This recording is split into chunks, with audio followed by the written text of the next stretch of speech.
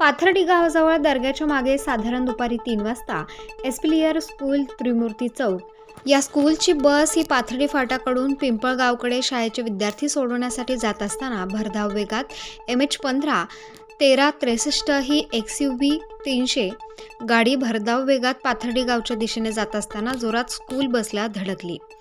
यामध्ये बस चालक सुरेश साळवे हे जखमी झाले असून 4 विद्यार्थी किरकोळ जखमी झाले। त्यांना उपचारांसाठी सिग्नस हॉस्पिटल पाथर्डी फाटा येथे दाखल करण्यात आले।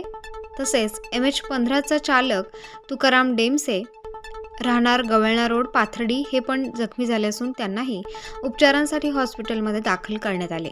घटनेची माहिती समजताच इंदिरानगर पोलीस ठाण्याचे पोलीस निरीक्षक शंकरसिंग राजपूत, ASI नियाज शेख, कुलदीप पवार, BT गवळी यांच्यासह पोलीस कर्मचारी घटनास्थळी दाखल होत तपास सुरू करण्यात आला। स्टार न्यूजसाठी प्रतिनिधी राजेंद्र दोंदे, नवीन नाशिक।